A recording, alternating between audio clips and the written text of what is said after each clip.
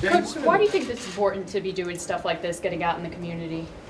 Well, this has kind of become a tradition for us. You know, we started this in year one and wasn't really sure how it was going to go, and it's turned out to be a win-win. It's a positive, I hope, for the kids in the hospital. It's a positive for the hospital, and I know it's been a positive for our program. So, you know, our guys are able to, you know, get on the buses and head down here, and we cancel workouts for today, and you know, get them an opportunity to be able to visit with these young people. And you know, it's amazing. What I always find is we come here and we're trying to kind of make an impact in these young people's lives, and maybe take their mind off of whatever challenges or circumstances they got going on right now.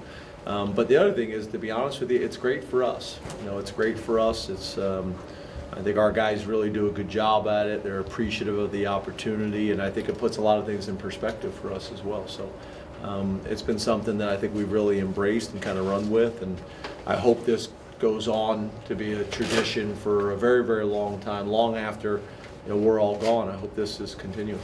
Coach, I think it kind of acts as a pick-me-up. You know, you give them the day off, maybe they didn't have a good week of workouts, and then they come down here, like you said, puts things in perspective. They go back and maybe turn it on a little bit extra.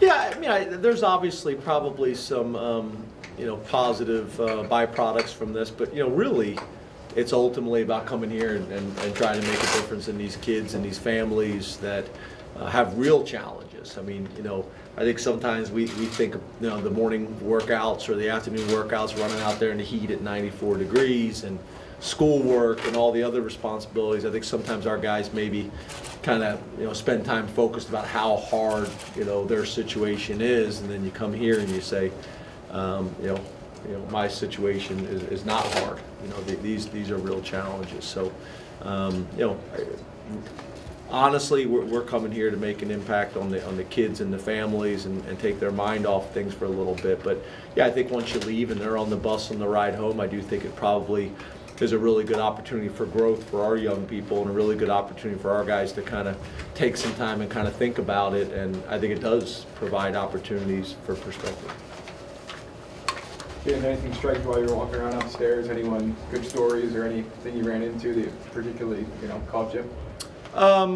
Not that I would necessarily probably share. You know, obviously you got personal situations, and you know, obviously, you know, families going through some real challenges and things like that. So, you know, I guess the only thing that I would probably share is walking into one room, and the young man's there, and his dad's a Michigan fan, so he's screaming out, "Go Blue!" And I'm like, you know, trying to recruit him and trying to swing him, but it wasn't going to happen. But yeah, you know, it's obviously the fact that we're down representing Penn State football, and our guys are wearing the jerseys and all those types of things, but that's not what it's about, obviously. So whether you're a Michigan fan, or whether you're a Clemson fan, or Notre Dame fan, or Ohio State fan, or Penn State fan, you know, we put those things to the side, and it's more about people going out of their way to interact and try to make somebody else's day better. And that's if the guys are 6'6", 300 pounds, or if they're 2 months old. You know, so you know, obviously we're very proud of representing Penn State and everything that comes with that, you know, in the football program. But today's about, you know, the kids in the hospital. Coaches, oh, go ahead. You know, James, how about being a coach and being a dad of 2 young girls when you come to an event like this? Does that make you stop a little bit?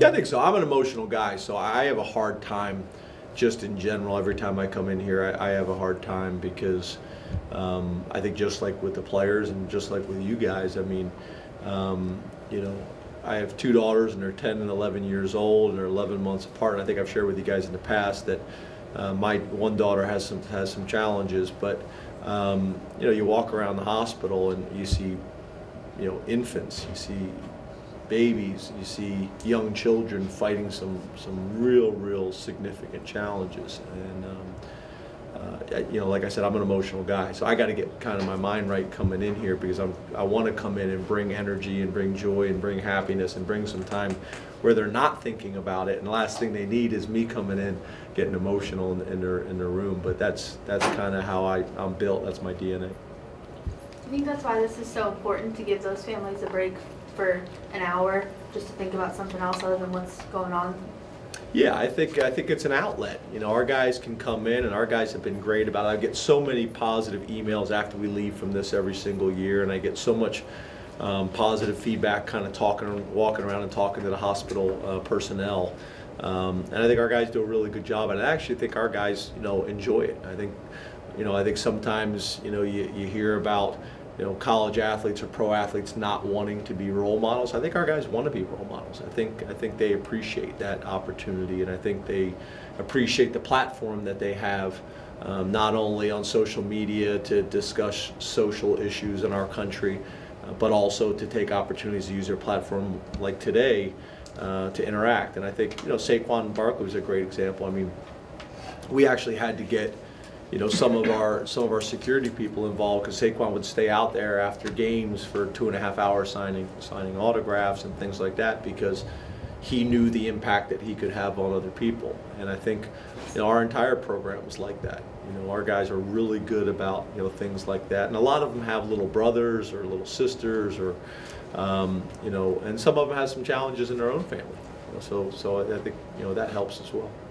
Coach, I just spoke with a mother, and she was talking about how these kids, as well as her daughter, are resilient. You preach resiliency with your team, but it's obviously coming here as a different level of resilience. You know, what kind of connection can you make between, you know, in these kids' situations, being resilient and your players out on the field? Yeah, again, you know, I have a hard time coming in today, on this day every single year, and talking about football, because it sounds, in my opinion, somewhat ridiculous to talk about resiliency on the football field and try to make any comparisons to what these families and young people are really dealing with.